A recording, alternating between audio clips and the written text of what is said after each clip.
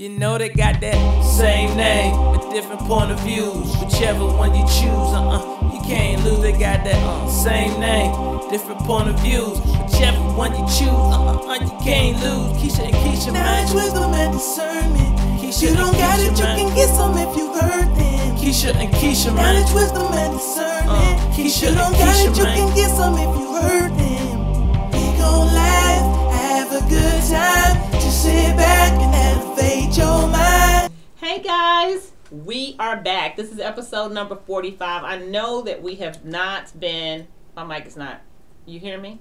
Because it's not coming up over here. Can you hear me? Oh my God, I'm sorry. I'm not getting any volume from the guys. Give us just a second to make sure our technical side is working. Okay, well I'm just gonna keep going because normally it'll kind of jump There up. we go.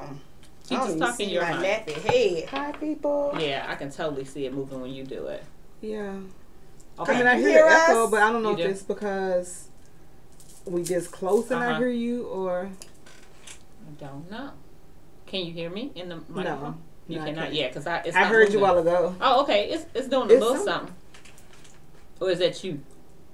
No, I ain't saying nothing in my mic. You talk. Yo, yo, yo. Yeah, Okay. now I hear you. All right. We are trying to get this mic situation. I done Yes. order some ones from the ones we originally had because we want to get those back, but they were a little pricey. So Yeah, no, it keeps going in. it keeps going in and out. Because I don't see no movement over there. But I mean, Yeah. Let me see. I'll turn this up. Let me turn it up. Yo, yo, yo, yo, yo, Girl, I keep closing it out. Can you hear me, Peaches? yo, yo, yo, yo, yo, yo. Okay. I hear Keisha. Yeah, because her mouth on. I got to put my mouth You on are it. gonna have to. You're do going to that. come close. I Good can God barely hear you. Almighty. This is going to be disgusting. It keeps going in and out. Okay. Because I don't see no movement over there, but I mean, Yeah. just Yo, yo, yo, yo. Bitches, what are you doing? Trying I'm to telling share y'all, it. we got some serious technical difficulties. We got people over here sharing it. Keisha, come on with it now. You I'm gonna have coming to- with it, baby. Okay, That's all right. why I'm trying to get with it. All right, so while they doing that, I do want to say this. We want to thank y'all. Of course, we have just had some amazing people recently come up and just talk to us, just by encouraging us, talking about how they enjoyed the podcast and the stuff we talked about. I mean, I was in line and Miss Rashida, I was getting some food and she was just talking about it and just a smile on her face, and I really enjoyed that. So we love y'all feedback when y'all see us locally, when you post stuff online, when you share Love it. You don't make Whatever. me say, but I met Why's your chair Rob. so low? Put your chair I up a don't little know. bit. I met Rob from the church. He looked at me. He worked at Office Depot. Hey, Rob. And I was in there early in the God. morning. And he That's was like, bananas. Keisha gonna put me on the show. I said, I hope the hell not. I say that because, I say it about everybody. Yeah, right? yeah. But anyway, so he goes, first of all, he looked at me and he goes, I go to Striving. And I was like, okay, so we know each other. Shout He out said- to Striving. and yeah, and then he gonna say, really, I know you. He gonna say, really, I know you from the podcast. I said, oh, snap. That's right, baby. Tune in. Snap. It's All just right, an echo. So, hear y'all, Peaches but is it's kind of an working echo. through the little echo. We trying to fix our volume over here. We appreciate y'all. I'm telling y'all, next week we gonna have our regular mics. Like, we not even gonna play around. Next week we gonna be here. Yeah. Okay. So, thank y'all for just being patient with us as we kind of go back and forth through. It's better? Okay. Because I can Yeah. Alright. I'm gonna stop covering up my face, but let me tag 100 million No, people. man. Come on. You got to get your list down and let's go. I All right, can't. so I was going to it's- tell a story why she's over here tagging. Good. So my son, we talk often, and those who know me know I got a 19-year-old. He's at Fisk University. And I was talking to him recently on the phone, and he says, Mom, he says, can I talk to you? I was like, yeah. I said, what's going on? He says, you know how sometimes we'll be going to church, or we could be at home, or we'll be in a car, and you may be singing a gospel song, or you talking about God, or you just praying, and he's saying, and I'll see you cry, or you just feel real happy. And he says, and me and Clifford for so long, we like, okay, we believe in God, but we don't know nothing about any of that. Well, he said he was just had some things heavy on his heart, and he does his devotion every morning, and he was doing a devotional, and he said that he felt that, like God had giving him this experience. And he said he felt like a release, like he had forgiven his professor who he was having issues with, which it turned out okay, you know, when he did the appraise report, that everything went well. But I was just glad that he know God for himself. So I just want to encourage parents. I know you might sometimes get tired of talking and you think your kid's not listening. You think, you know, things are not going right with them or whatever. But if you keep on praying, you keep on loving on them, you keep on talking to them, you keep, you know, encouraging a relationship with them and with God, and they can see you praising God, they can see you thanking him, they can see you putting him first, I'm telling y'all, it's going to pay off. And so when I think about the movie The Hate You Give, and Tupac was right. You know, if all you putting in is garbage in your kids, but always down them, talking about them bad, going in on them, you know, just all they see is negative stuff. When they come home with A's and B's and one C, that's all you talk about is the C. I mean, stuff like that. If you put positive things in there, talk about them being kings and queens. Talk about them, you know, living up to their dreams and getting in. If you're gonna get in their way or you're gonna talk about them, encourage them. Like if they, you know, are into whatever it is, the band, into, you know, not just sports, you know, just show up for everything. But anyway, I'm gonna get off my soapbox with that and know that what you put in now. what you put in is what you're gonna get out. So let's get going, because you now some see people this is get 5 some minutes. old, Come on, no, now. I'm good. Some people get some rotten stuff out. I was about to jump What in rotten with you. stuff? What you You talking said what you put in is what Yeah. you get out. Some people it turn out rotten. They put in some rotten stuff, not some That's good the- stuff. I hope that people are not doing that on the real. All right, so we're gonna talk about a few things. I put up a few things online, and let's first talk about putting the title on your name. And I know we've had that discussion. Yes, so We've they had came this back up. discussion, Yes, yes. and it's So, let me tell you always why it hurt came my back up. heart because she my favorite. Maya Maya. Angelou. She so my she was favorite. doing an interview. This was years ago, like in the 80s, and somebody had reposted it. And so she was talking, and a young girl looked like she may be like 18, 19 years old, stood up and said, "So Maya, blah blah blah." She goes, "First, it's Miss Angelou."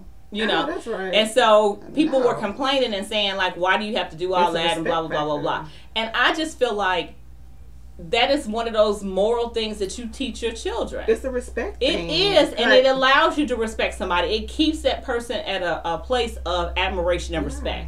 You know what I'm saying? Yeah, because And- in the South, you talk to say Miss this, Miss that. You don't call no adult by their first name. Well. It's Miss Keisha or Miss Addie or Mr. Robert or whatever. That's right. I wish I would call, hey Keisha. Right. And you 56 No. or 70 and I'm 19.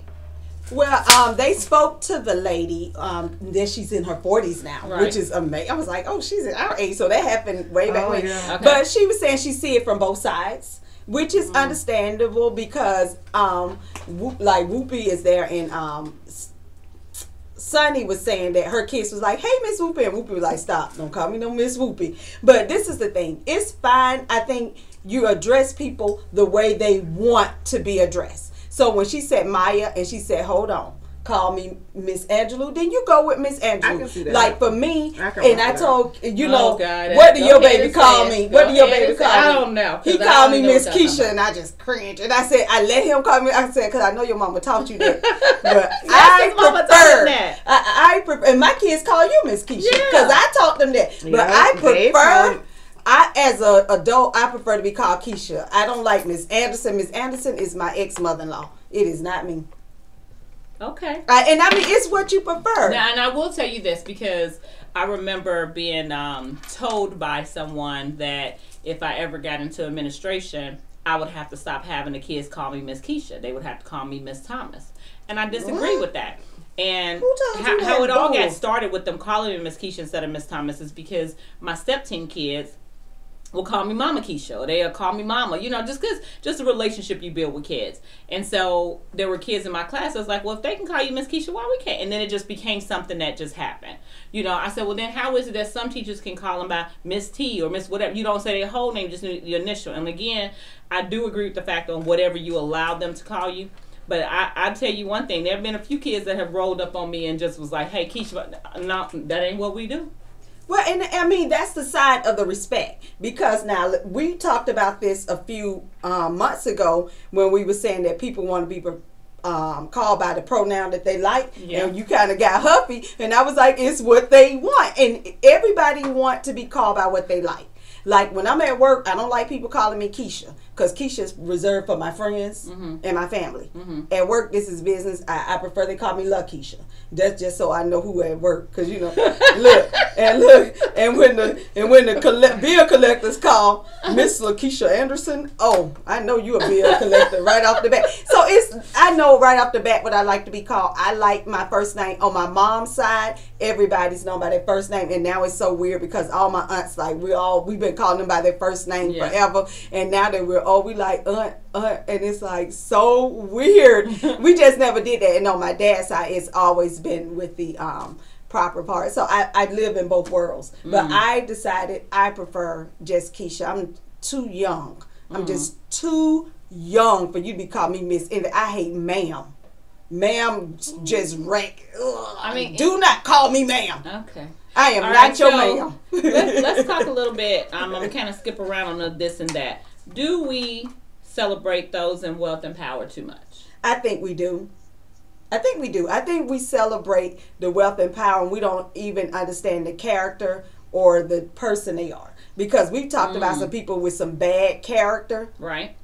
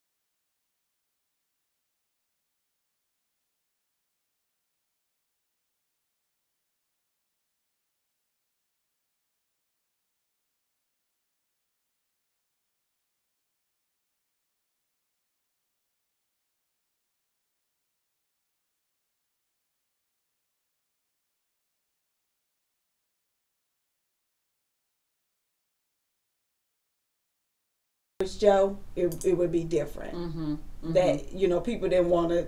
So you're speaking in terms of if they've done something illegal or whatever. I mean, their character. Okay. Just character-wise, because I'm speaking in terms of we tend to let people with money get away with stuff that people without money could not get away with. And I think the question is, do we celebrate them? So, like, you can have people do amazing things that are not celebrities that don't get any accolades, but then soon as a celebrity do that exact same thing, everybody's like, oh my God, look at, you know, LeBron's building schools, you know. Even though I really can't afford it. Well, and I think it's because the celebrity have the following.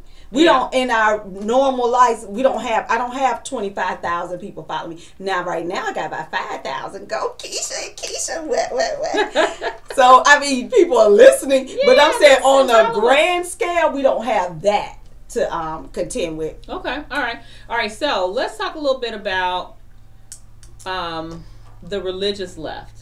Yes, what the hell is that? Okay, so that's pretty much like, about 40 years ago. With this shit? Right, 40 years ago, after some prominent evangelical Christians organized a moral majority. So they did that movement to promote, you know, conservation of political agenda.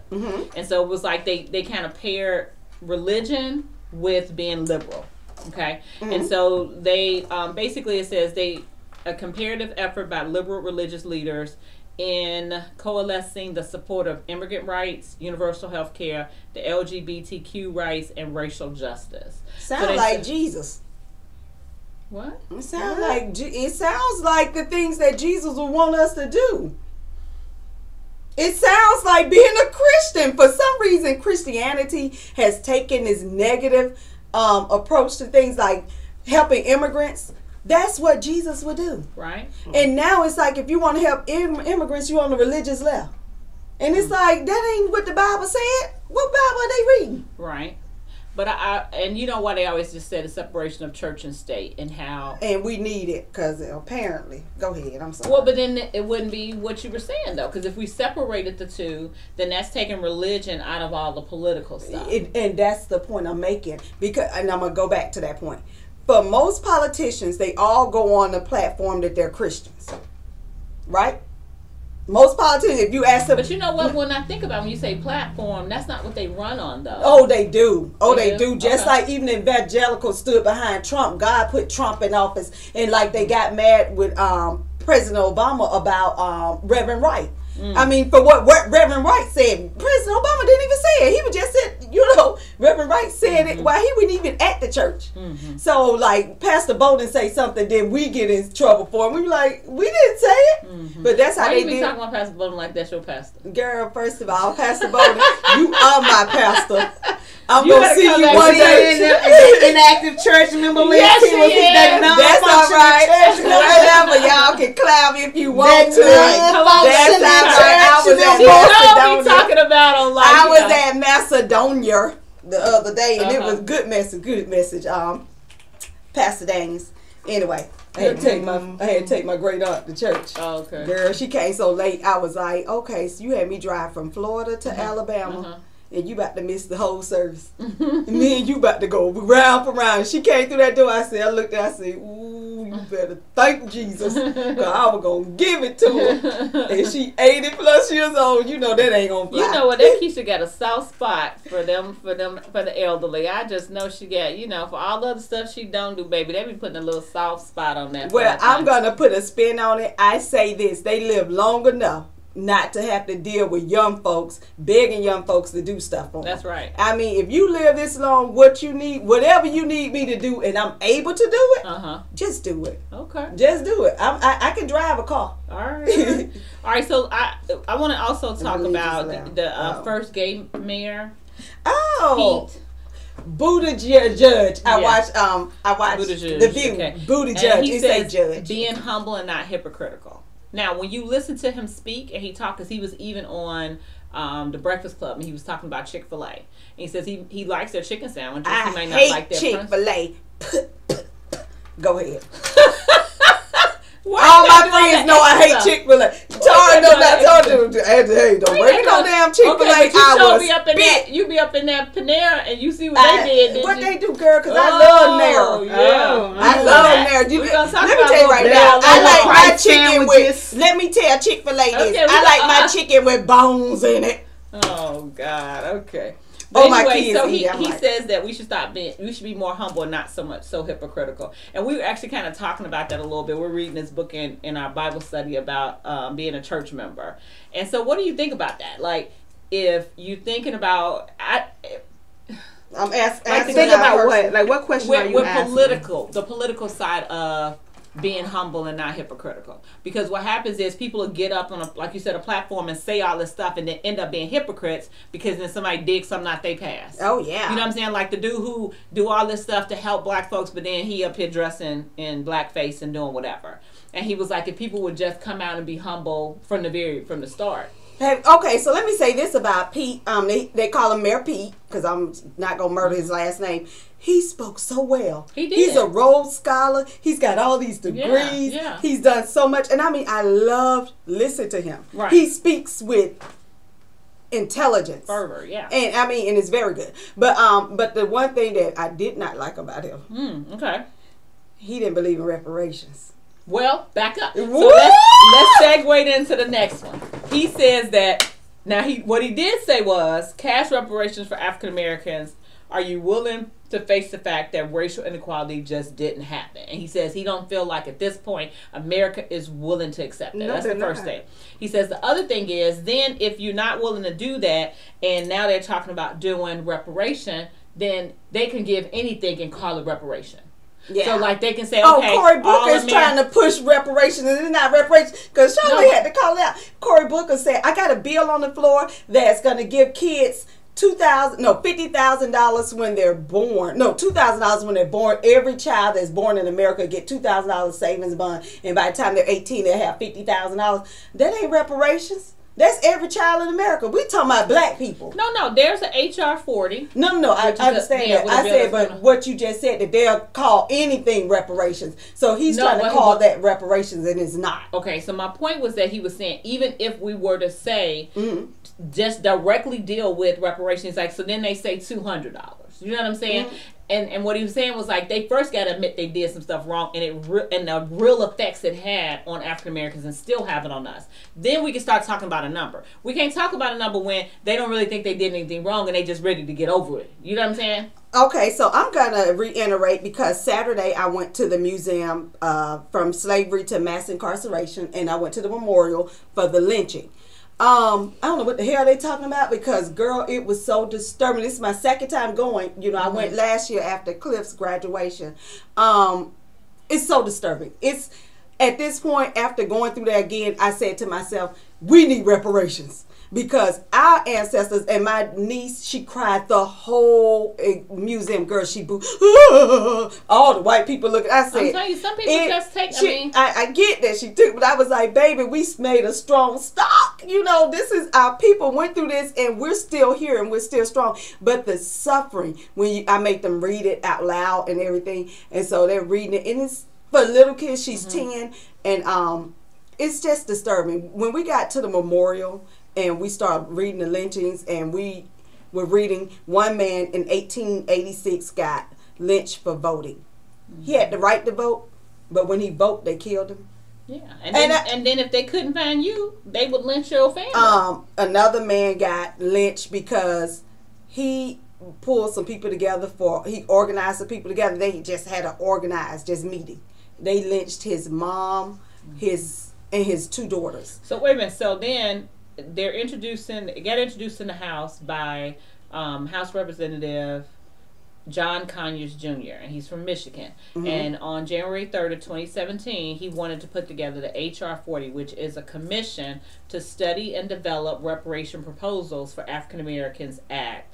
This bill establishes a commission to study and develop reparations proposal for African Americans to examine slavery and discrimination in the colonies and in the United States from 1669 to the present and recommend appropriate remedies.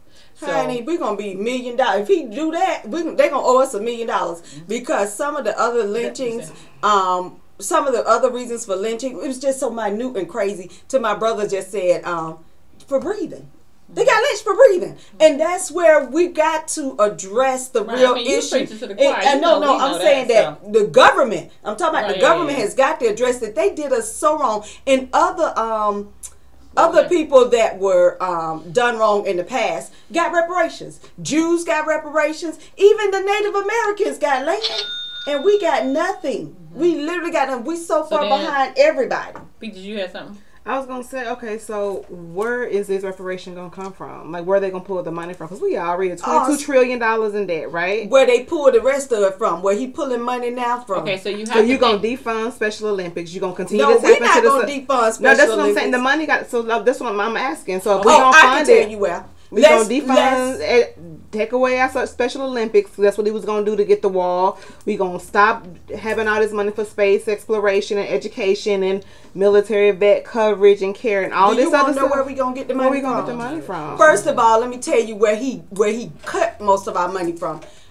Medicare. The 1%. No, the 1%. They're not paying their fair share in taxes. Amazon made over $1 billion and owe the government $0. I made under $100,000 and I owe the government $1,200. What kind of bullshit is that? People who make the money and the corporations who want to be considered individuals, no, you're a damn business. And if you made over and Amazon didn't ask for the tax cut, the government just gave it to them. I don't understand it. All that money that the 1% have and they do not contribute. That's fucking raping the system. And I'm going to say one more thing. That's welfare. That's welfare. So, and I'm going to tell you another thing. Norway, I was watching Norway. Stop! Because I need you to wrap this up. No, but let me finish. It was an archaeologist that went to Norway or whatever for whatever a dig. And he was like, it's expensive to live here. But they pay more than half of their payroll goes to the government. And okay, so here's what I was saying about... But they don't owe nothing. Correct. So here's another way that we can look at this. There are tons of bills that get passed, okay, and get funded, where if you go and look at all of the little things, somebody can come in and get a grant for X, Y, and Z or get money for whatever. And that's because, one, ALEC, has done a lot of those creating those bills and pushing some things through. And if we Backdoor really was bills. to like get an audit of all of the bills, the money that's spent on it, and what we're doing. And you know, Trump, that was one of his things he ran on, that he was going to clean up the government and stop spending all this money on blah blah blah. He's made We it so re- much and we need an overhaul. that. So I really don't want to take anything from Special Olympics or do anything like that. But I do think if we sat down, just like you know when you look at your family, but you be thinking, oh, I really don't have the money, but then what about just taxing the people that need to be taxed? Well, That's where the money is. That's the point. I mean, there is no. What I'm saying is, we don't have to cut anything if we get the revenue from the people that need to pay their fair share in taxes. But that 1% is really not paying anything. Just like he got, and when he ran, he said he don't pay nothing in taxes. He's supposed to be a billionaire. How the hell a billionaire not paying nothing in taxes? And you say you owe every year. Okay. Why are you owing? Right. So, and I've never not paid taxes. So. Yeah, Okay, this so is my let's be first going. No, year. I've never not paid taxes. Oh, I've never not had to paid pay. No, Yeah. but that's what I'm saying. But you've always had to pay taxes. Right. So I've never not Paid taxes. Yeah, I get it. Okay. All right. So, what's worse, a person who admits their wrongdoing and never change, or a person who never admits they're wrong? The first one. Care.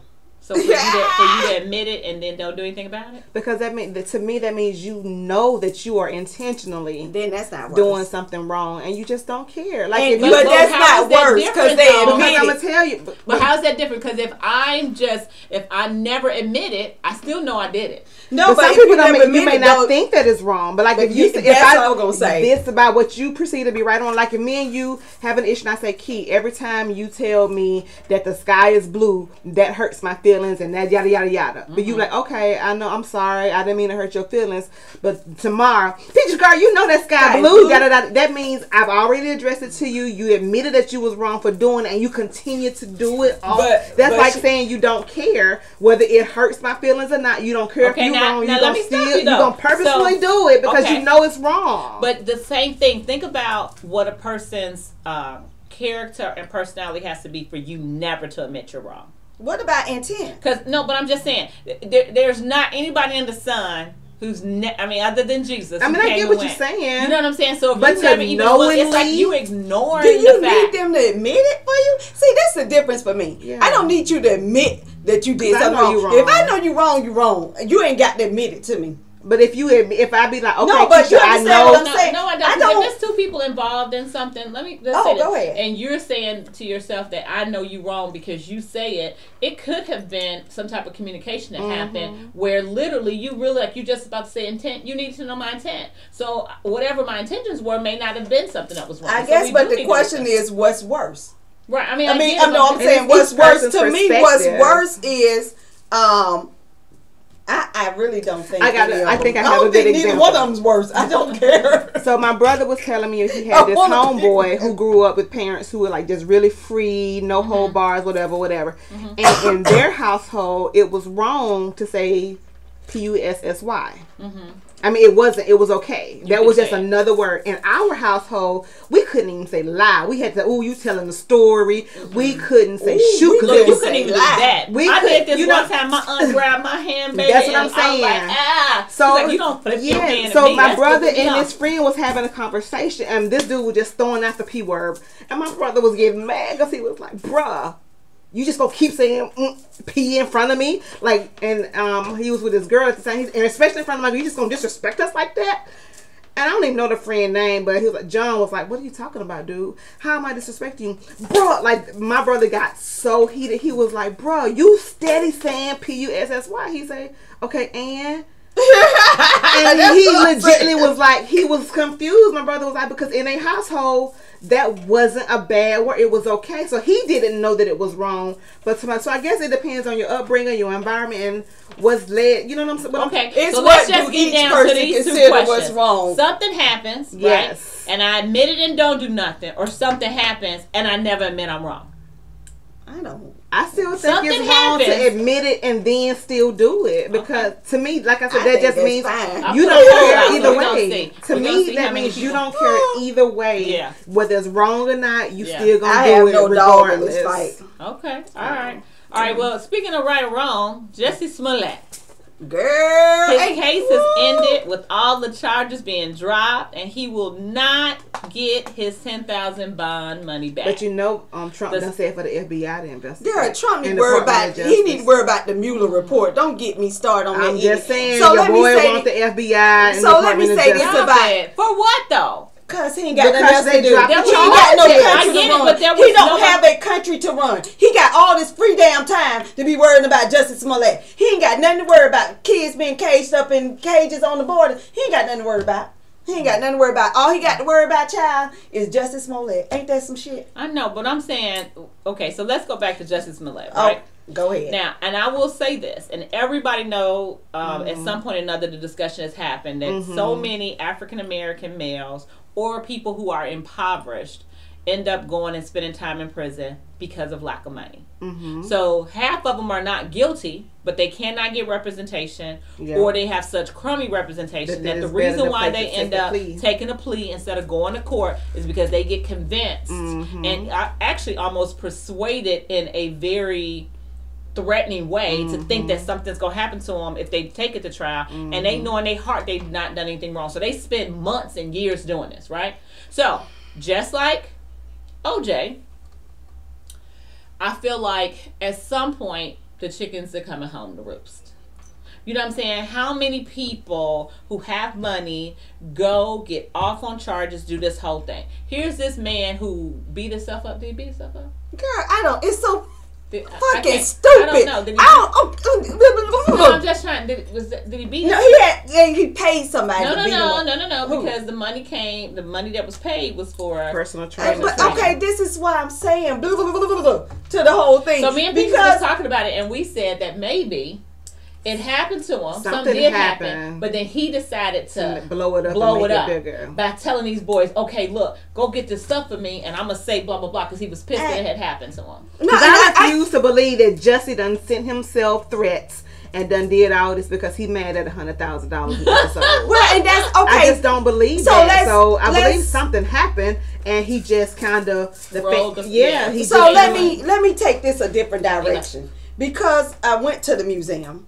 And mass incarceration. So one of the pictures had a bunch of orphan black boys. So instead of them being sent and put in a home to find them a permanent home, orphanage, they put them in prison. And when I say black boys, I'm saying they were like 6 years old. Yeah. 7. They have parents. Was so this they put Texas?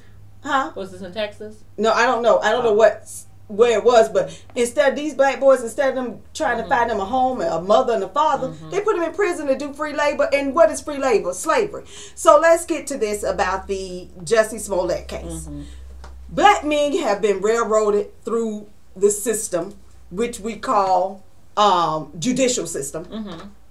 This whole case is so stupid that we got real stuff going on, and I think I said this before. And I think the CPD, your city. Hey, I'm repping Chi. I was born and raised in Chicago. Your city. Let me tell you what I think happened. They threw the book at Jussie because. And I'm like, you did overkill. No, you did an overkill. Let's admit it. You hit him with 16 felonies for a falsified police report. And I'm like, for real, are y'all that stupid? So they hit him with 16 cases, and then all of them get dropped. Not they didn't leave one on the table. And the judge was like, this was stupid. This was over. This is basically what the judge said. This is overkill. Right. We're gonna keep his $10,000 because even if he did a falsified, even if all of that is true, the overkill came when he went on TV. The CPD, Chicago Police Department police chief, when he went on TV and did this whole trial and jury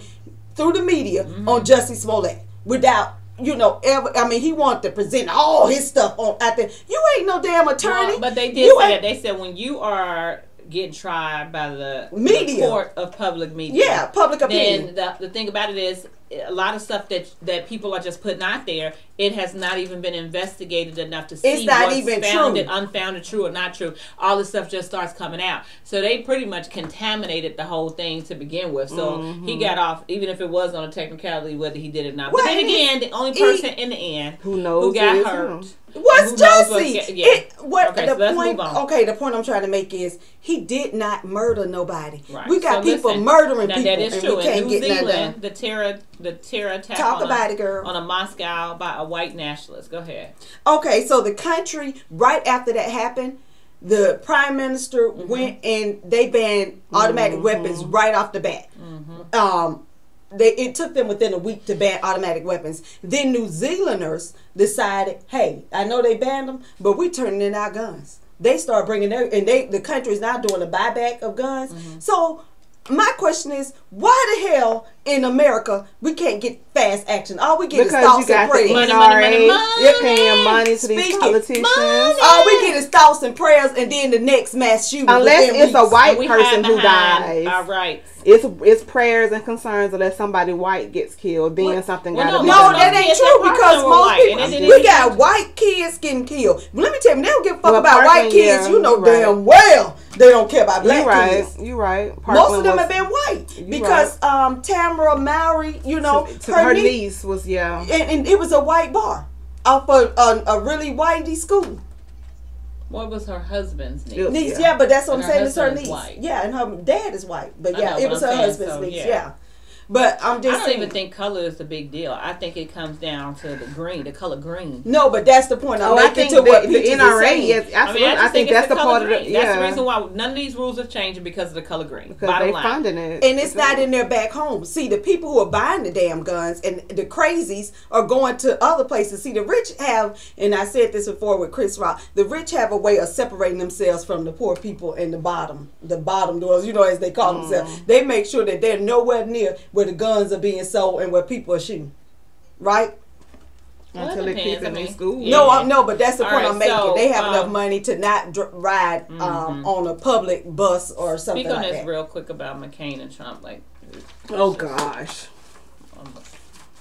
So y'all 45. Okay, go ahead. Well, I gotta be real quick. I'm gonna be quick. It's real short. So 45 has went on a Twitter war against a dead POW, decorated soldier, and we're trying to figure out why. And then McCain's daughter, Megan, came back and said the people would never love you like they love my father. And while you out here tweeting, my father spent his weekends with me and had quality time with me and my brothers and sisters, and you don't even do nothing with your children. That's why you got what you got. Because I was telling somebody else about them offsprings of his, them awful offsprings. And then Megan, her adopted sister, who's black, never wants to be seen in the limelight, never wants to do anything. She tweeted to Donald Trump saying that you talking about my father. He's only been dead a few months, and you're out here we're still grieving, and you're out here trying to drag him. That's y'all. That's your boy. He can only go after dead people. They can't respond.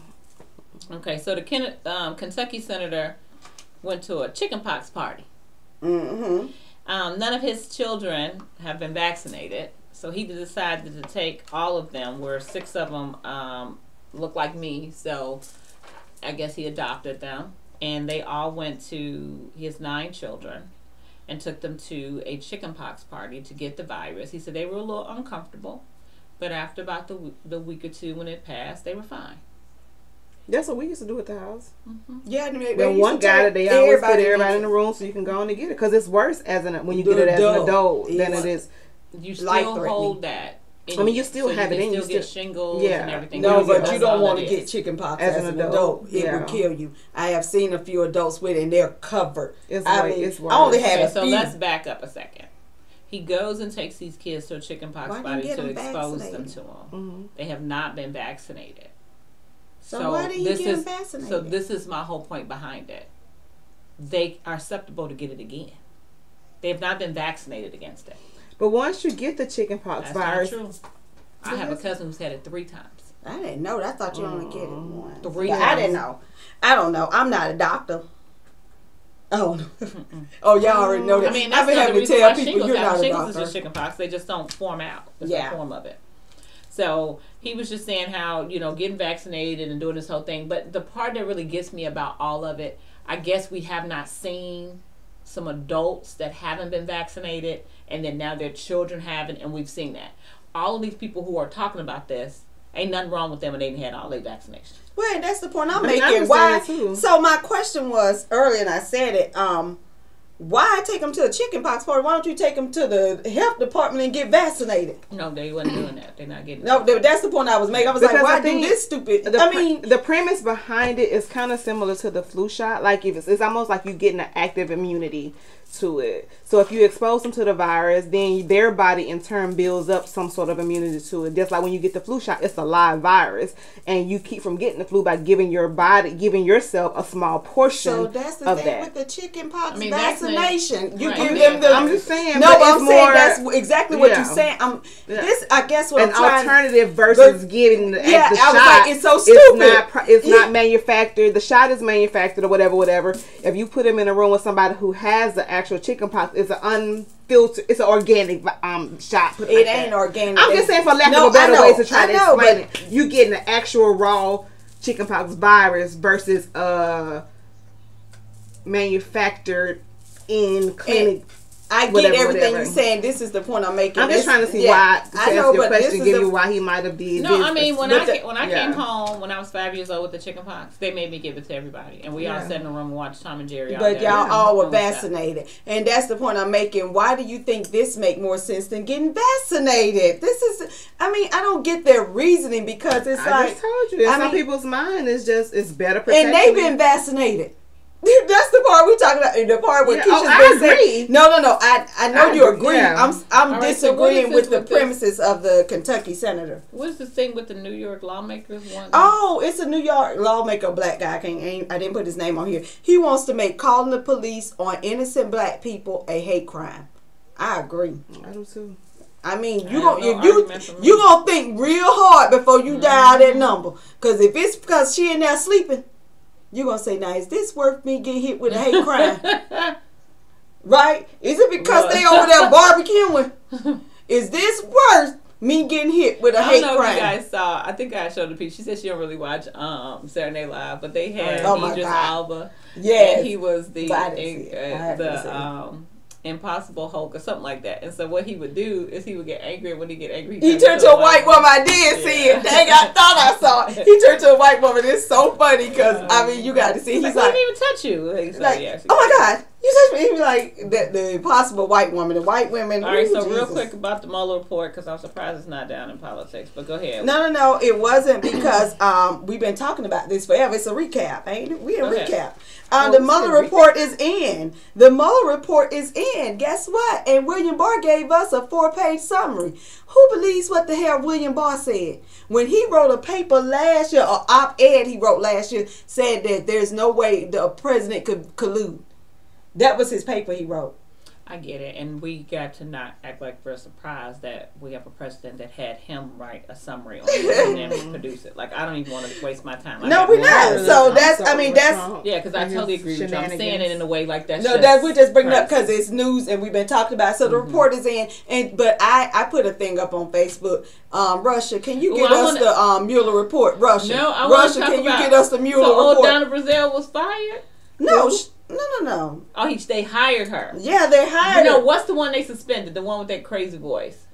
Is that Fox News? Oh, yeah. Janine Pirro. Yeah. Yeah, she was on there. Did I put on here? Oh, this was so long ago. Okay, yeah. Janine Pirro. Yeah, they suspended her for what she said about Ilhan Omar. Mm-hmm. You know, she was talking about wearing a hijab is against the Constitution. Girl, hijab. So why did Fox decide to hire Donna Brazile? Why do you think? They want diversity.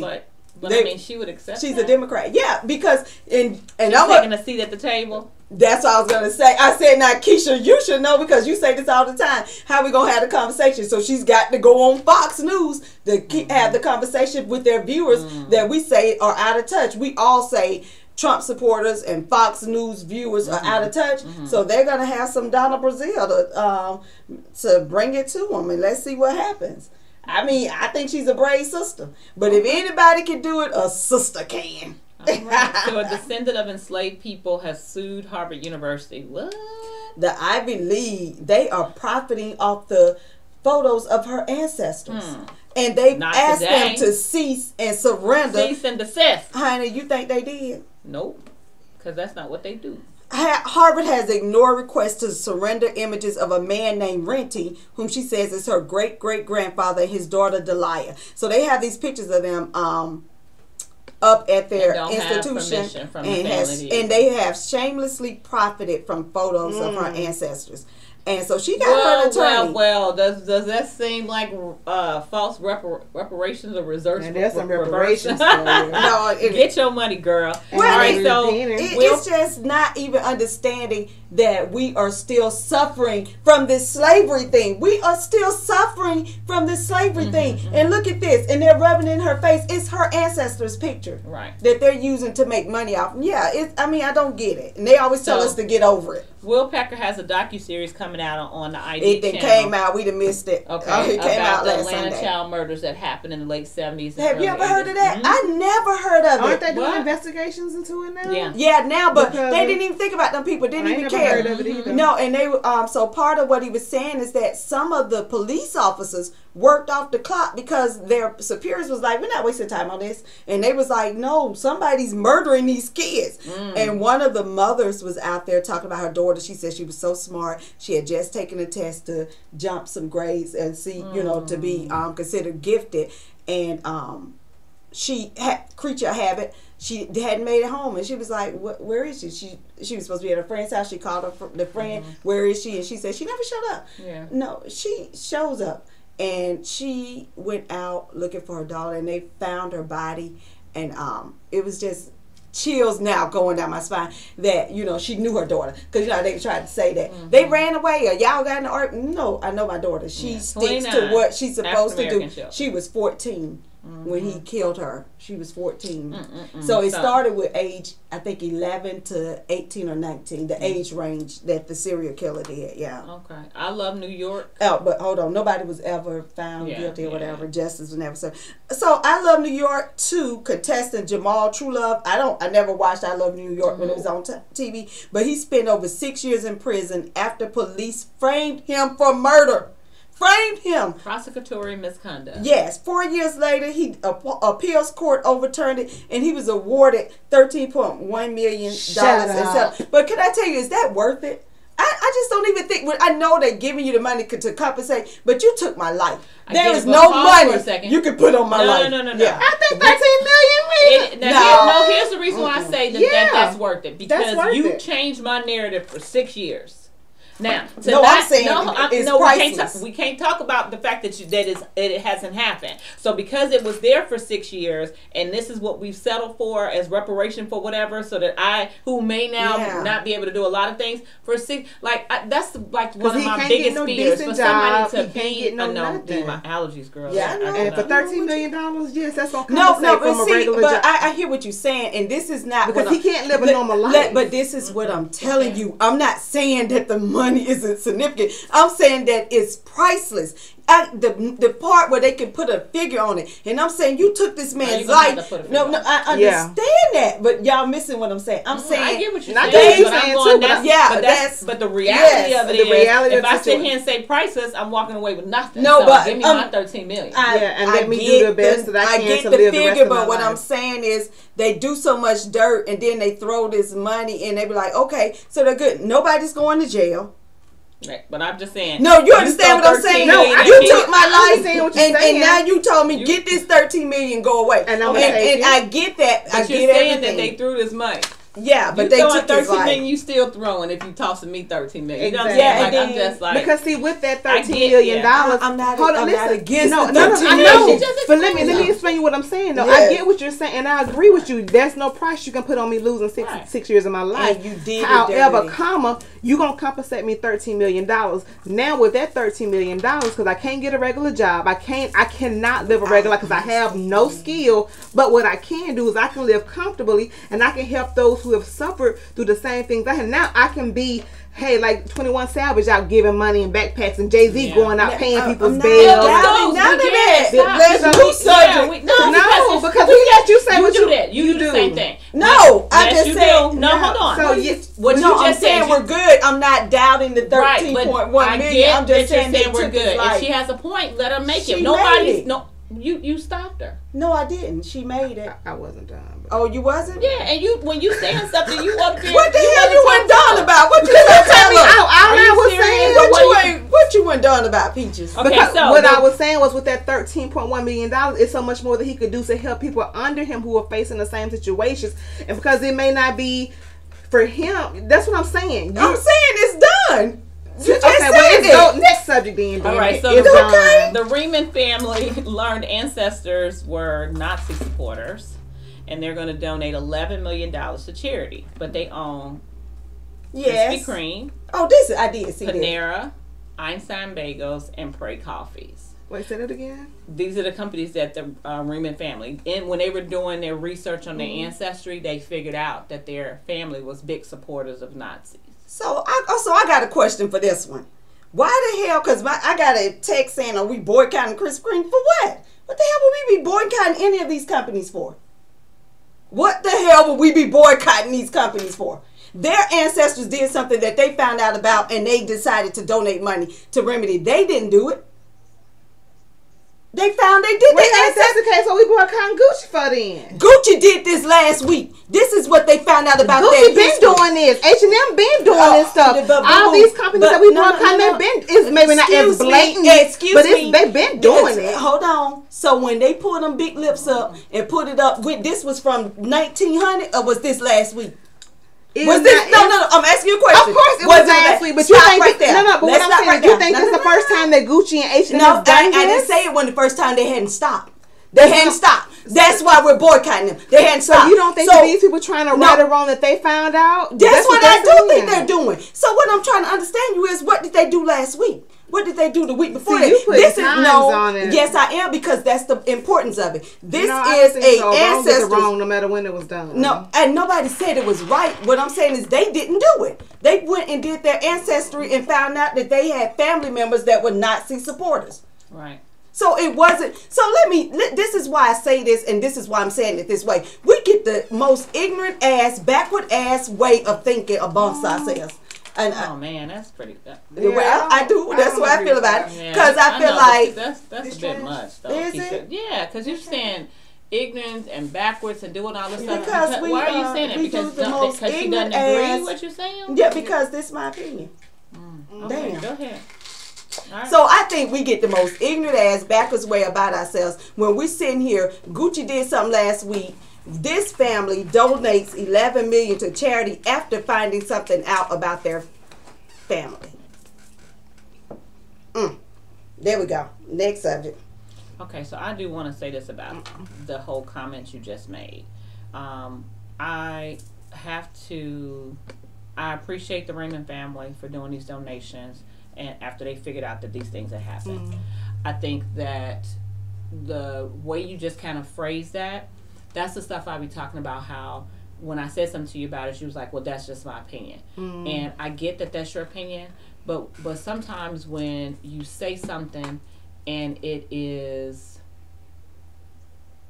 can be hurtful to a person because of the words that you choose and how you just, and the stuff you said, it takes away from the message of what you're talking about. Like, you don't have to put somebody down or use those type of things to say something about somebody to get them to understand your point. Because that's what I was trying to do. I was trying to understand your point because I heard what Peaches said, then I was trying to understand your point. But you led off with these comments that to me goes against all the principles you talk about. So when we talk about how ignorant Trump is and the stuff he says out his mouth, regardless if it's something somebody can get behind or not, I can't get past his ignorant talk. I can't get past the fact that he would intentionally say something to call somebody out their name or to speak ill of them just so that they can make a point. Why is that necessary? I don't know. So why is the oversight committee hearing important I really to want to us? know why you think that's why is the oversight committee hearing important to us? I'm not saying in general. I'm just because saying we've had this conversation. I don't think the listeners want to hear this conversation over and over again. I because I have my opinion, and when I speak it the way I want to speak it. So you don't like you quit listening according to you. It's not me not liking it. I'm saying that you would not want anyone to speak ill about you and say those things. I don't care. Okay. I don't care. I really don't. So why is the oversight committee hearing important to us? They're questioning Wilbur Ross. So if you did not see the oversight committee hearing, I'm going to tell you right now, AOC was a rock star. She knocked it out the park. So let me tell you about the census for the people who don't understand the census. The census is when they go around questioning you, this is how they take the federal budget and they start putting money in different communities based on the demographics, based on your nationality, based on all your the money you bring in and that's blah blah blah. That's how they do with voting too. Yeah. How they separate gerrymandering. So it's very important that you, when you get a census thing, that you fill it out, because this is how the money comes into your community. Mm-hmm. So what they did was, Wilbur Ross had a question added in the census. Mm-hmm. This question is so unconstitutional. Mm-hmm. Not only that he added an unconstitutional question, he also did it backwards and illegal. So the question is supposed to come from the Justice Department. The Justice Department is supposed to take that, say we want to add a question, please, it goes to the census, and they're supposed to bring it back to the committee. The committee's supposed to recommend whether it can be added, blah, blah, blah. Right. They didn't do any of that. Mm-hmm. Wilbur Ross contacted the Justice Department because it came from Trump. Mm-hmm. They want to know, and what it was trying to figure out about immigrants. Mm-hmm. Who were immigrants and blah, blah, blah. Right. And so he called the Justice Department and said, hey, Justice Department, can you put this question on there? And it's supposed to be the Justice Department asking us. So he said, hey, Justice Department, can you request this question? Mm-hmm. So he put it out there backwards. AOC found all the emails, had all her documentation. Girl, I love a sister that's prepared. Mm-hmm. She was sitting there, so he goes, what do you mean? I don't know what you're talking about. Not only do I love a sister that's prepared, I love the fact that the brother that's in charge of the committee, I can't think of his name right now, Cummings, he backed her up. I love that he backed her up. Mm-hmm. So because let me tell you what Wilbur Ross did, and all these white men, all of these are white men. Mm-hmm. So this sister, I'm so glad they're on there. So this sister was like, I have my information. He was like, I don't see it. I don't know what you're talking about. She said, I can give it to you. Right. And he was like, I don't. And he was like, I don't want it. I don't understand. First he said, I don't understand what you're saying. I don't know what you're talking about. You know, like she's stupid. Mm-hmm. She was like, do you need me to rephrase it? And then Mr. Cummings said, oh, you want me to ask it? Because apparently I can't understand why you couldn't understand. Mm-hmm. So he's talking down to her. Have y'all ever had that moment when a white person talk down to you like you're stupid? Where you sitting somewhere and you ask a real legitimate question, but instead of them answering you, they like, oh, you're angry, or I don't know what you're saying. I don't know your language. Mm-hmm. You know, and that's how he did her. Mm. It was so disrespectful, but she didn't lose it. She came back with all her papers. She said, I have the emails here where you requested it. And she said, and it's 3 steps you're supposed to follow. You only followed 2. And he goes, I don't know what you're talking about. She's like, oh, well, here it is. And she was like, can I give him the paper too? Because he was like trying to act like he was dumb. But I have the backup documentation. And Mr. Cummings said, I would like to present them. I would like for you to do. But it was so good. Y'all, I sat there and I was just beating my chest. I was so happy and so proud. So he's before the committee having to own up for the stuff that he did for Trump. Facebook stored millions of passwords that weren't encrypted and searchable by some employees. So not all employees had access to all your passwords and stuff, but some did. And they said they haven't found any employees that abused the access, but they suggest you change your password on Facebook. They ain't found nobody. They don't that abuse. So that's another way of saying they don't want to be responsible. They don't. We didn't do. Yeah, they ain't found nobody. That mean they ain't looking. Really. Mm-hmm. Facebook, I don't know what to say about you, because you let all these trolls come out during the election. I mean, it's just every time you put this Facebook stuff on here, I be trying to ignore the hell out of Facebook, but go ahead. Michael Avenatti is back in the news because he was trying to extort money from Nike. Did you read this? Mike, but that's not what happened. No, wait. Yes. Wait. So again, the federal government, before he can put out this tweet, he had put a thing out and said, I'm going to put out a tweet in 45 minutes, and before he can do that, they had come and arrested him. So extorted from Nike? Yeah, they say he's trying to extort money. So it says the other shoe is dropped in the federal college basketball scandal, and it contains a swoosh. Tweets from an alleged felon Michael Avenatti, who is accused of extorting Nike, have rocked the sports for the past 36 hours. The accusations cast a shadow over Nike, 2 of his flagship basketball programs, Arizona and Oregon, and have left everyone wondering what else the high-profile attorney may say next. We all know how, and this is why they're trying to get college athletes opportunities other than just full ride scholarships. Like they're trying to make it seem like that full ride and that stipend should be enough. Where these boys cannot take care of themselves. They have a hard time like doing their laundry. I mean, just doing the stuff that they need to do. But that ain't what this story's about. It's about them. No. This ain't what that story about, girl. You ain't read this story. Because what happened is these AAU teams with the coaches get with the colleges, and and what Nike was doing was setting up colleges where they donate money to. Were getting the top picks going to their school. So they had one student was supposed to go to another school that's endorsed by Adidas. And the crookedness of it all is that these coaches were working to get the people that Nike wanted at the schools they wanted. Correct. Well, this blew up in Miami last year because one of my students was on one of the AAU teams. So Nike supports a travel league. They buy, you get a new pair of shoes every week. Colleges. You get all this kind of stuff or whatever. So these AAU travel leagues, they do that, and then they bring. So like if you have an AAU team in your area and you come to a Nike sponsored event and they win, they'll come and buy your team basically. So you continue to coach it, but Nike now owns it because then they take the athletes and put them on the 100 list and do all that kind of stuff. We know it's a business all the way around because the sooner they can get you out there, your name out there. Right. Just like the dude at Duke who his shoe blew out and all this kind of stuff. Yeah. When he was in high school, he went through the same circuit, and so they started following him early. And once your name get a buzz, then Nike know who they're going to attach their next endorsement to or whatever. And what school they want them to play for. Right. They know where they want to send it to. Yeah. So with that being said, when Michael Avenatti tweeted, he was out there tweeting, and within 15 minutes he was arrested. But he's out now, and he's a felon, alleged felon. That's not the only thing they had him on. They had him on the fact that he had taken the money from some money he had won for a client and didn't give him all the money. So that person was suing him as well. But but that's the part what we're talking about with the NBA. Well, not NBA, Nike. Right. So it's alleged. Like, say if I'm Mike and I'm your attorney and I win $10 million for you, but I told you that the settlement was only $3 million. So then I give you your 3, take my cut off of that, and then I got the 7 too. All right. So I didn't give you all your money. Let's put this next one on down with the Wendy Williams stuff, because it's going to be juicy. What's that? Monica Brown. I don't know how I got in politics. Oh, okay, that's fine. Yeah. So Wendy Williams, let's talk about her. You want to go and do it? Yeah. Now? Oh, I'm about to jump. Okay, so Wendy Williams, y'all, I have been dying this week because this woman talks so much trash about everybody, and her life is blowing up.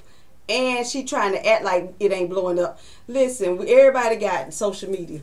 So you can tell all the lies you want to tell, but people know what they know. So I've been following it at work. I know I need to be working. So then say you just been following it. I just been following. So but I've been following it because it come on in the morning on the Breakfast Club. So the mistress had a baby. Girl, she had a baby on March 20th, and Wendy went on a bench, and she was in a sober house, and she went on the bench. And they said they had to drag her in there. Right, and now she announced yesterday morning that the show is going to be on a week hiatus, and it was playing. Did you know it wasn't playing? What are you talking about lying? I'm like, now you just lying. It was not no playing. How about nobody on your show knew it was playing? I know, but I don't like... No, it ain't about liking. It's what's going on. So this is what happened. So, and I want to bring this up because we've talked about this. If your husband got a mistress for 11 years, is that a throuple or a sister wife? Are y'all in this together? So this is what happened. Wendy went on the show and said that she didn't address her husband's mistress. She called herself talking to just the mistress, but she's on the show, right? I still got my ring on. I ain't going nowhere, blah, blah, blah. So the mistress, and I got this from Charlamagne. I don't know if it's true. But somebody leaked a selfie of herself with the husband to the Daily News. Who you think did that? Because it's a selfie. How you get somebody's selfie?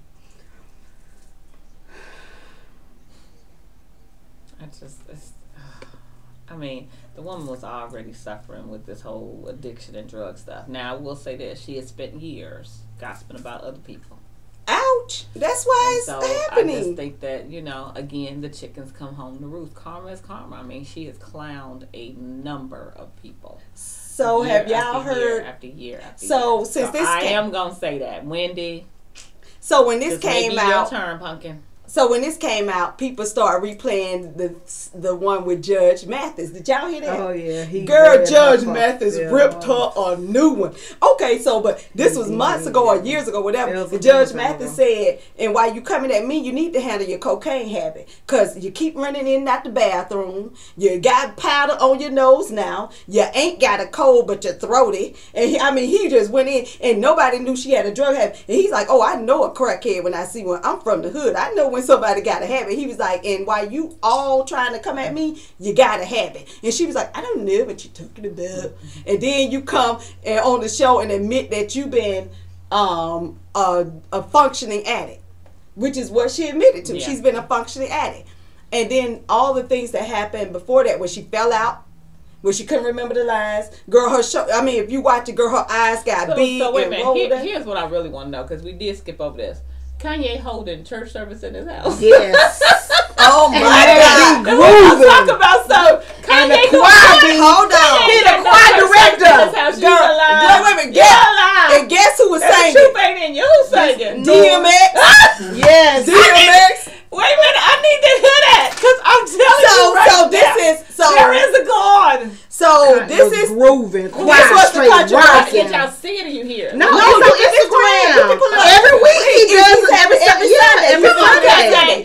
You need to go to Kanye's service. Yes, his Facebook, and I mean they outside and they is. So that's the controversy that Northwest had on black lipstick, a little revealing dress, and she's dancing kind of provocatively, and so my question was, you ain't read my question. Seen no little girl dressed up in a whole bunch of stuff, looking like a drag queen and walking around trying to be like, come on now. Is it appropriate for Sunday services for what Northwest was doing, or is it appropriate for a young child? I think it's appropriate for both. And here's the reason why. You only get one time in your life to be a kid. And I get so tired of people judging little children. The whole point, I mean, I remember my mom wasn't a makeup person, but my aunt was. And I would go in there and I'm talking about I got stuff everywhere. And I'm walking around thinking I'm bad. You'll see some moms, some stay-at-home moms that are, you know, who would take their little girls to the store, whatever. They have on every kind of them little princess shoes and the ballerina this and they hair. I mean, and you laugh at it and think it's cute. And that's when it should be. Because if she's 30 years old walking around doing that, that's one thing. But if you start early shaming her and trying to, I mean, you know what I'm saying? Like, it's just not worth the conversation. Well, so let me add, because I usually agree with that. Because I've had this with my boys. Their godmother, my sister, Tara, wanted them to dress like in little suits and stuff. No, they had the rest of their life to wear suits and stuff. Their little boys, let them wear the print with the dinosaur on it. I don't want them. I want them to dress like little boys. I don't want to see a grown man who never got a chance to be a little boy being a little boy, like Michael Jackson. Right. Remember that? You know, most of his life he's trying to get his childhood back. But I agree with that. But the only thing that I don't agree with, and this is totally Country Keisha. I have this thing about Sunday service and about it being holy and sacred. I just, some things I don't think you should do in the sanctuary, and I understand it's not the sanctuary. But if you saw the tape, it was not. It was gyrating and sexual, and it's not appropriate for a child. It's just a child should not be this sexual. But Kim Kardashian is her mother, so I mean, as a child, and she's got like on a midriff, the black lipstick, and she's like 5, and the thing she's doing is something that a grown woman would do, not a child. I mean, I'm like, and I get kids can do moves, but when it's for me, and I'm kind of like not so, you know, strict and stuff. Even for me, I was cringing like, this is Sunday service, but it is Kanye Sunday service. So I was like, so what I'm saying, I mean, I can see both sides. I guess what I said, is it appropriate for Sunday service? Are they serving Jesus? Or was this for them to gyrate? But I really do think that there's such a stronghold. Religion plays such a stronghold on just you worshiping God. Yeah. Because there's so many people who want to please man and religion, and they're not pleasing God. And so your heart to be open, and for God to use you however He chooses to use you. And it should not be something where somebody else needs to judge you on that. You well, I guess what I'm saying is I don't think Jesus come out and gyrating. I mean, that's what I'm saying. When I'm looking at it, I didn't see Jesus. I saw some inappropriate little girl doing some gyrating. I'm gonna go take a look at it. And then her mammy walk around with knitting. So Cardi B is trademarking a Yeah. Hey, we've said on this show that she's a businesswoman. Yeah. We found out that Cardi, and then people are mad saying they started, but you didn't trademark it, boo. Blim, blim. It's who trademarked it. I love me some Cardi. You know, All right, so J Lo is engaged again, baby, and I don't know. Oh. Don't go hating on her if she gets engaged 50 times. Okay, so that's my question. What's her name? What's the lady? Elizabeth Taylor. Yeah, So I'm throwing it out there. Is marriage sacred? Yeah. You think so? If you can drop it and get married every other time, is it really been sacred? married. Well, but you know what? No, she been this number. But listen, four. this is why I think the hypocrisy come in at, right? Everybody Everybody be so And quick she to was say, if married you're to, not happy in Mark something, if Anthony. you're not this, if you're not that, get No, out, no, get out, nobody's get out. not saying- Hold on, that's I'm the saying, question. but I'm saying if that happens and then she keeps getting remarried because she's not happy in a situation, then it's like, well, why you got to get married 5,000 Okay, times? so You need to our stay with blah, viewers blah, are blah. saying we jumping from subject to subject. Someone said, "Can you finish about Wendy Williams?" And then Because somebody Keisha said, cut "Is us out." practicing religion and being spiritual the same thing?" Well, so Wendy Williams, I know y'all want to finish it. So Well, Wendy, why do we finish about Wendy Williams? because somebody asked him, because Yeah, they I said, "Can got you one finish?" more thing I guess to they add. didn't know the whole story about So- the side chick and then Wendy Okay, going go back. ahead. Let to me finish rehab because it and, is a little piece I left. So Wendy goes on the show and talks. She's really speaking to just the side chick when she says she gonna keep her ring. So when the next day happened, somebody I'm gonna say is the side chick, Nikki, posted a picture of her on the beach On the with, vacation and she got lounge. the selfie with the piece. But so Charlamagne introduced this. Charlamagne used to work on Wendy's show, and he drags Kevin all the time. He said Kevin beat Wendy. He said that Kevin is the bottom up under your shoe. So the side chick posted a photo. It's an old photo, but she's been with him for 11 years. So it's like, so all of a sudden now you want to drop the photo because she's been asking Kevin to divorce Wendy. And Kevin told her, this is all hearsay, you know, I'm all in it, that he can't leave her because Wendy finance everything we do. Damn! What kind of fool is Wendy? When her husband say, I can't leave her because she financed. And so this other thing, Kevin has, this side chick, Nikki, has had several business ventures that Kevin has financed that have all failed. She's got a condo in New York. She's got a couple of cars. And Charlamagne was dragging Wendy because he said Wendy wear the same cheetah jacket. And he said Kevin bought it for her, and I guess a cheetah will buy her a cheetah. Talking about the side chick got several. I mean, again, I hold true. I don't know what else y'all want to discuss about Wendy other than the fact that she has gossiped about people for years. And, I mean, it's her turn. All right, what was the other question about? Is practicing religion and being spiritual the same thing? I think no. I don't think so. No, because I think people think being spiritual is not so much tied to the construction of a church and the guidelines in the Bible. You know, spiritual, I don't think they follow the Bible or anything like that. I will say this. I don't know necessarily about comparing those two things, but I talk about religion and relationship. You know, and it's almost like the term friend, right? You know a lot of people, you are, hey friend, call everybody your friend, right? But the people who you are in your circle and you can call them up when I'm talking about you can't say this to nobody else but to them, or when you're going through a time, or when you really done something great and they are celebrating it with you, those are really your friends. You know what I'm saying? I call them family. Okay, Yeah. but that's what I'm saying. So, and that's Friends that turn to family. right. So that deems relationship. You know what I'm saying? So you could be a friendly person. You could be a person that has friends. But when you really talk about those people that are close to you, so I think it's the same thing. Like you can practice a religion. One, maybe because traditionally you were bought into it, you were born into it, it was all you knew. But when it comes down to it, what type of relationship do you have with God? And I've said this before. There are so many people who know everything, the ins and out about being Baptist, about being Pentecostal, about doing, all the traditions, all of everything, but can't pray themselves out of paper bag. Don't know the first thing about being close enough to God to be able to have a connection with Him. That when they really in that 9th or 11th hour really need somebody, they can't even do that. They don't have a faith enough to believe that God's going to bring them out of something. But they'll call 5 people from the Baptist church and have them pray for them. I'm not understanding that. And I'm not saying that pray, sometimes but you people need don't to understand what prayer. It's just a conversation with God. Right, it ain't got to have no rhyme and rhythm. It's just you talk about. But I'm gonna add to what you just said. It's not only that what you said, not being able to pray, but it's people that know all the things you just said, but don't know how to live it with people. And I'm going to start with number 45, with immigrants. When people are in need of a safe place, we can't even offer it to them. What type of Christian are you? I think, like, it's kind of like what you said, religion is just the practices of going through, like the Old Testament, they kept the law. You have to do this, and this, and you're deemed right. You did the ritualistic part of it. That's what religion is to me. But the spiritual, you saw where that got us, right? Exactly. But the spiritual side of it, like you say, you having your own personal relationship with Christ, where when things, like you say, in that ninth hour where everything is going to hell in a handbasket, you can somehow find peace in the middle of that, because you know that at the end of the day, no matter what's going on, God is still God, and God is still in control. And at the end of the day, the Bible says all things work for the good of those who love Him and are called. So it's all gonna work out. So this being spiritual means you have your own personal relationship, and however you define that relationship with God. But I mean, and that's the same thing. Like, you can know a group of ladies that you work with, a group of ladies you go to church with, a group of ladies that you just been friends with, right?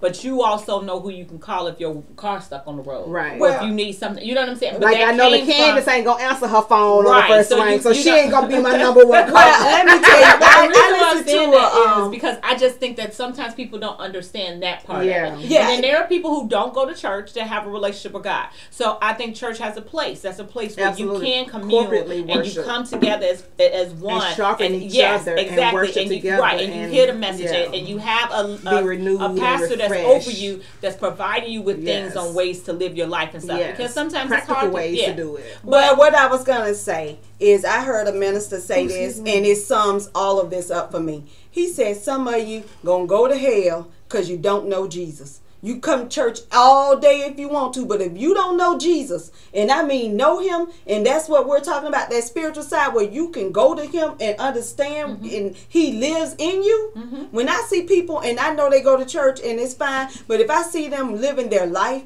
and it don't resemble nothing to Jesus, well, that tell me you don't know Him. Like when you look at when the Old Testament changed to the New Testament, and when Acts came and Luke wrote that, he was like, listen, the scribes and the Pharisees, they were sitting right there, knew everything you need to know about the law, baby. And Jesus said, I am the Word. I am the Word. It's me. And they couldn't even recognize that because they too busy walking around. No.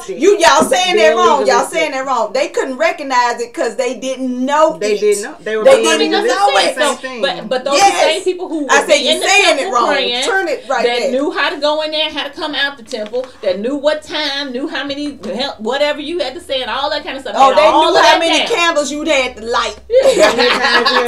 But then they knew the way, the truth, and the life, walking up in here, and they challenging Him. And I'm like, really? So how? And I think, in all honesty, we're getting so close to that again with religion, that it's getting that bad all over again, that you have these Pharisees and scribes that are coming out doing the same thing. You got these religions I'm talking about, they got it down, baby. And they doing all of this, and they got a bunch of parishioners that are not living. Like God said, you may have life and life more abundantly. And you walking around here every year struggling and suffering. Well, and then I say this to all the elderly people in my life. Lord, my great aunt, I got to call her out. Aunt Lou, I'm sorry, I got to do this. You didn't have to say it. Yes, I do it. Aunt Lou, I know you're not listening, but your folks is. Hurry up and talk about Aunt Lou, said, I'm so nervous we get on. I said, do you believe in Jesus?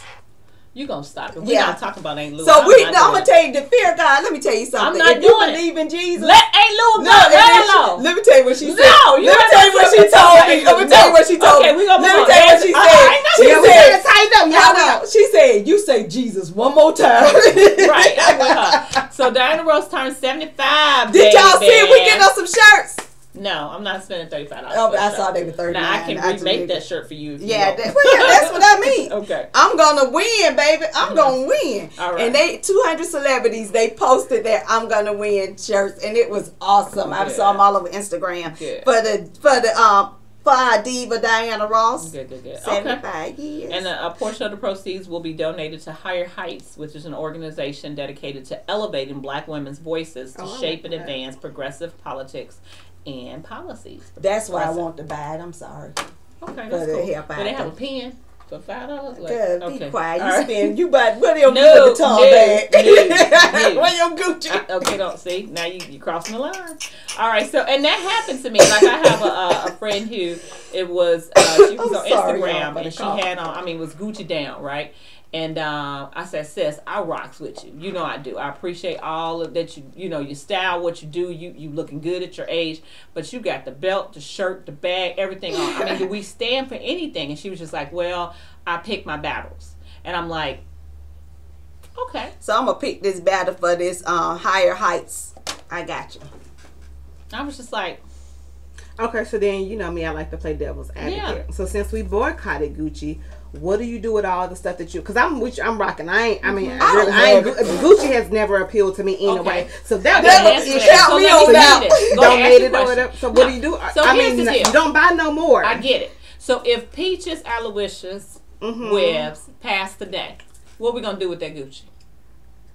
Give it, donate. You feel me? Like the same money you spent for it. Because some people's like, well, I've spent good money for this. You better get your sorrow off of here talking about she gonna wear Gucci. Tasha said she wearing her Gucci. And that's fine. That's Tasha's thing. But I feel like that's the reason why. In my you just gonna buy some more new Gucci, or you just gonna keep recycling the old? Why can't you wear recycling it? Let it go. You got tons of stuff in the back of that closet. Why she can't wear FUBU? I don't know. Now, why you playing? I feel like because it costs money, that's what we put. We put the cost of it online for our integrity, and I have a problem with that. And this is just my opinion. I think that if it is something that is at any point causing us to look bad, and they do it on purpose in our face. Period. They said, listen, we done made this little thing and did that. We know what the blackface mean. We know that. We're going to capitalize on it and do whatever. And what y'all going to do? Y'all going to keep buying our Gucci and wearing it. So we don't care. You don't respect and love yourself. We not going to either. And that's one of the biggest things, like Big, what's his name? Not Big Mike. What's his name? Tasha said, I'm not buying any new Gucci. Go, Tasha. I love you, girl. That's some of the stuff that Killer Mike was saying. He was like, that's why you won't even bank at a black bank. But they're the ones who will fund you the money to open up all these small businesses so that we can come up. We don't even support small business. I had another friend of mine who I was talking about, oh God, what's the name? It's the catfish place in New Orleans. Yeah,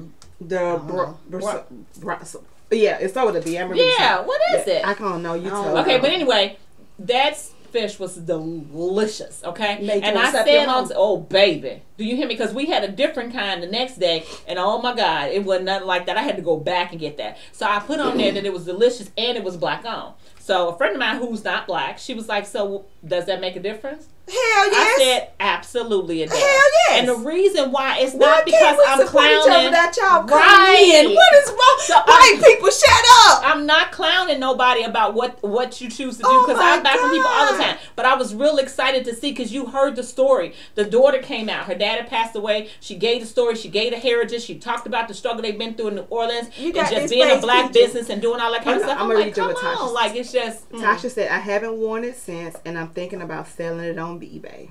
Boom. Come on, Keisha, Tasha. Keisha, don't you buy it? And I ain't even met you. Keisha, don't you buy it when she put it on eBay. Now you bet. Stop being messy. All right, so there's an 8-year-old living in a homeless shelter. Him and his family are immigrants from Africa. All right. And they struggle through some hard times.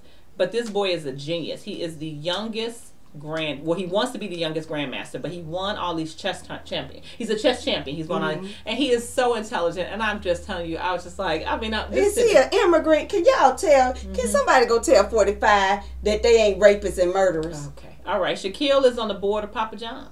Again, seat at the table, talking about diversity and acceptance over 800 franchises. And so that's what we need to stop doing. We get angry about it, we protest, we do all that. Let's get the seat at the table, because my cousin Larry always say, if you're not at the table, you're on the menu. You're on the menu.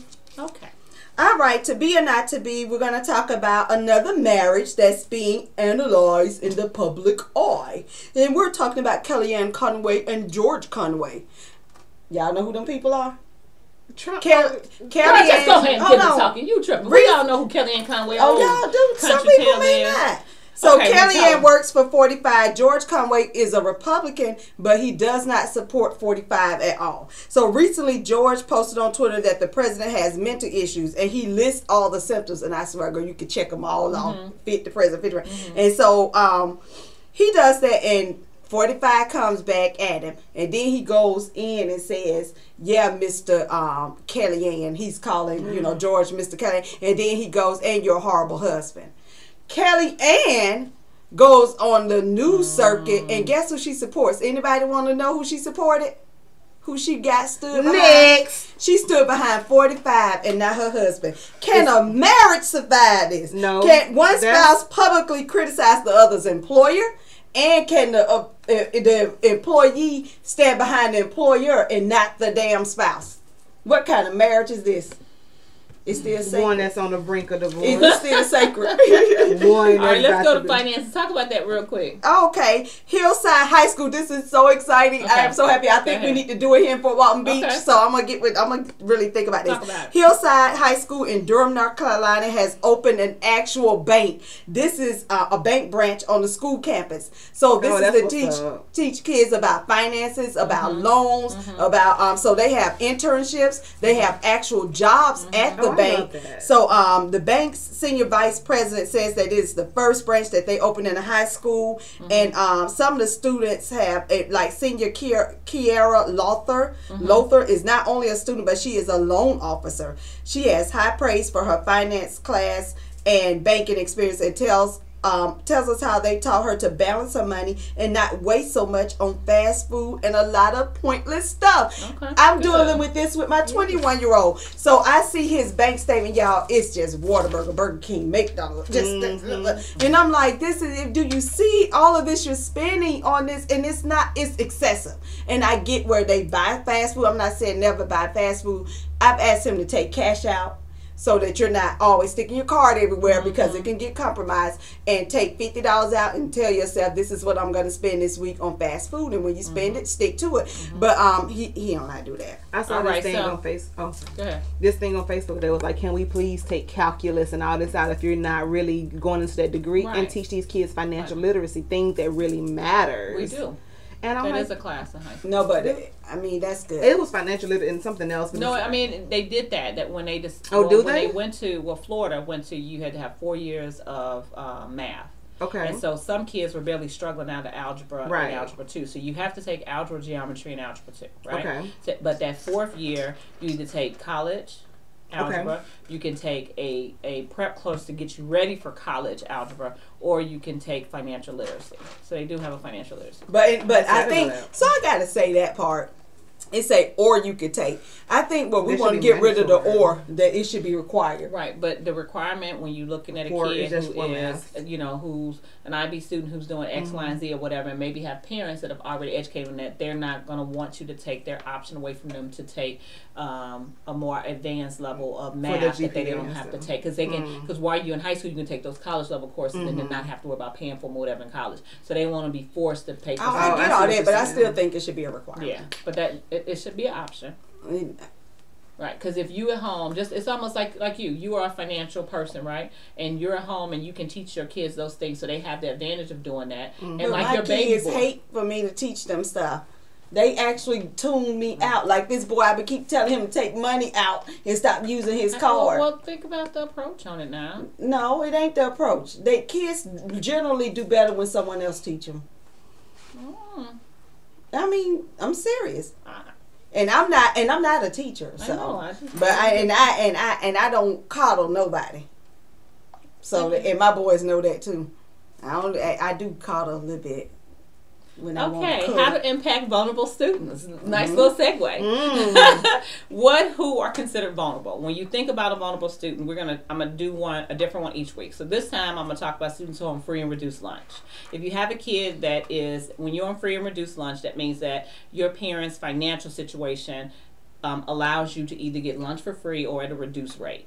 And those children typically do not eat healthy. Those children typically do not know how to spend money. Those children typically have to work a job, and so they spend more hours working than they do on their homework and getting their education.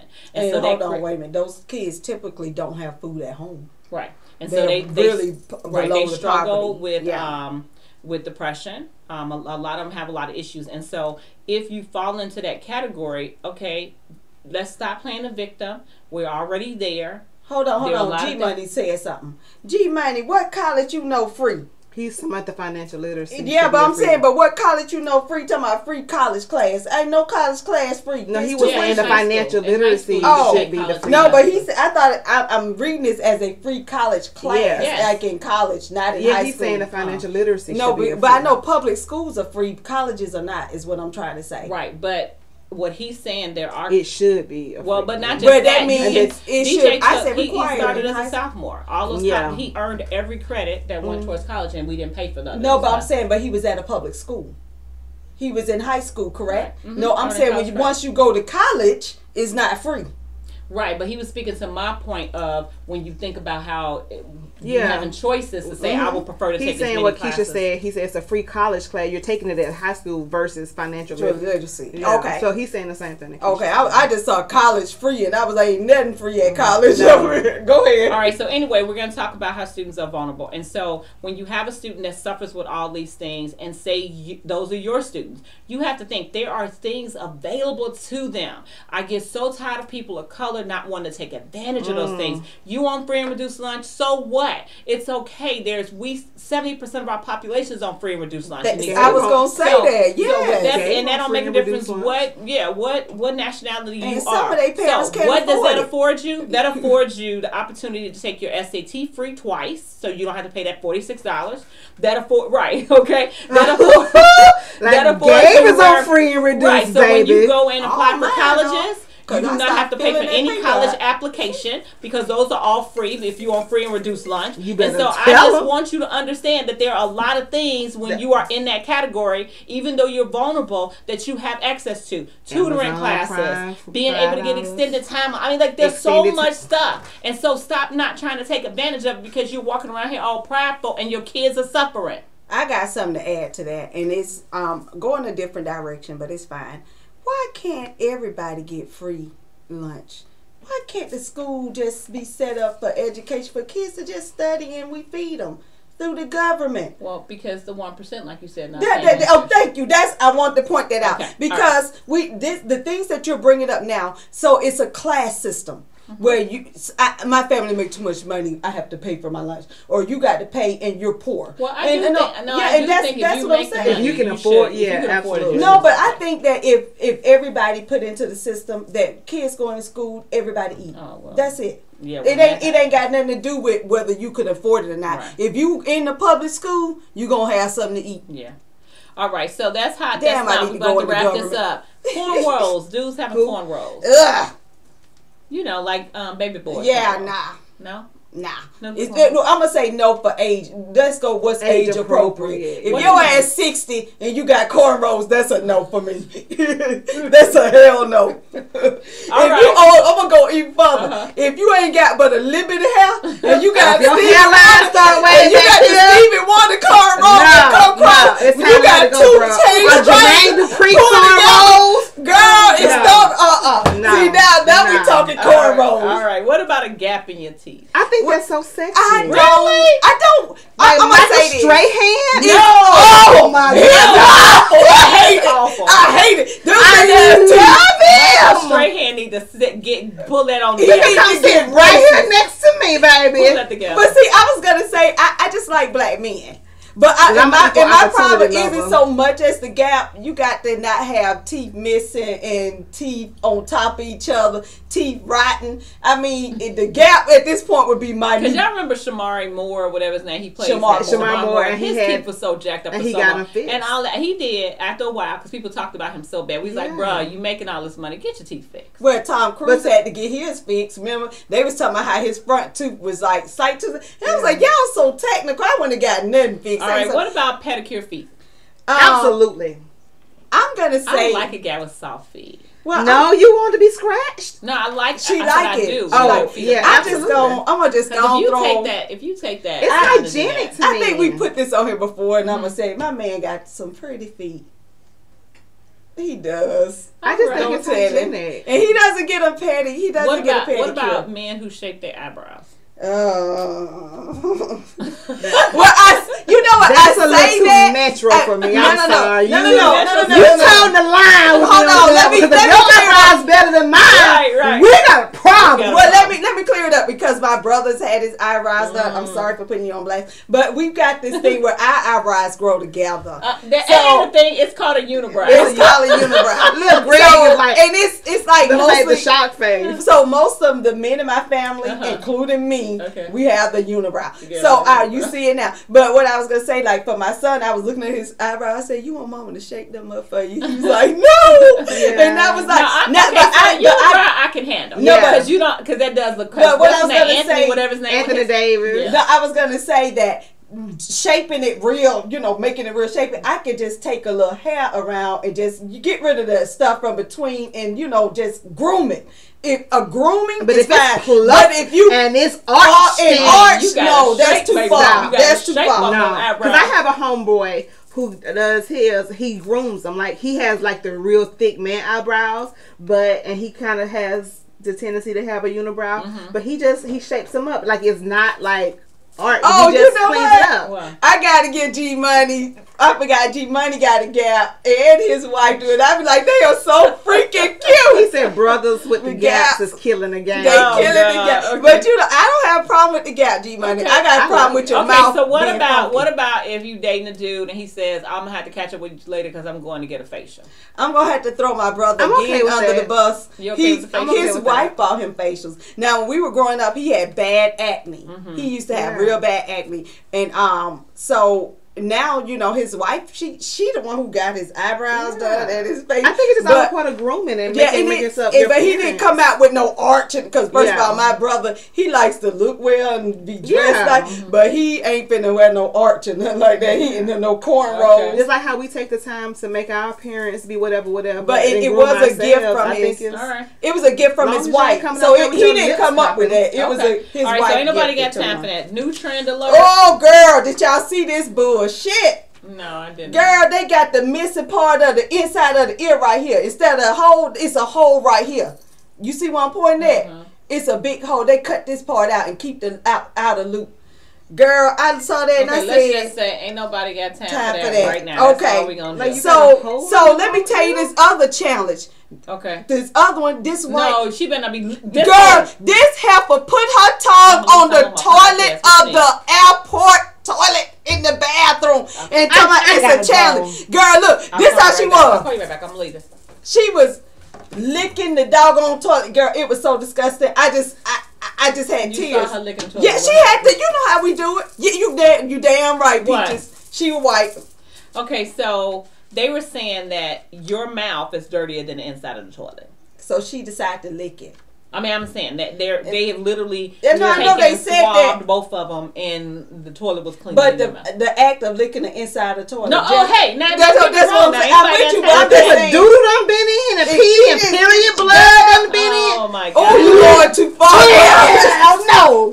So a man was arrested after keeping an 86-inch TV that was sent to him in error by Amazon, and so it was how Amazon sent it, but it could be from a different manufacturer. Okay, no. But they asked him to return. They asked him to return it. He was like, nah. He ordered a 70-inch. They sent him an 86-inch. And they asked him to return it, and he was like, nah. So they called the police on him and had him arrested. They had him arrested. So what was the last one? So here's the other part about the Mueller report. How about it's on pre-sale on Amazon on 2 different versions. Ain't nobody got time for it. It ain't even been released. So how y'all gonna have the Mueller report on pre-sale and it ain't even released? They said it's 300 pages long, and he condensed it in these 4 pages to do what you was talking about. It's his summary. He ain't condensed. He gave his own version. Hughley, the internet ain't worth 2 craps. They waste no time. Look, and people have already put in, they won't buy it. No time. Girl, so it's on pre-sale. So if you want to go get the Mueller report, go on pre-sale Amazon. Well, we're going to wrap this up because we have spent more than enough of your time. We love spending time with y'all. We love being here with you, hanging out. Miss Peaches done made her appearance to come on back. Hopefully she'll be back with us full time now. We're going to keep this going. We will see y'all next Thursday. From the outhouse to the penthouse. We out. 2 different point of views with the same name. People stop. What their name is Keisha and Keisha. Keisha and Keisha.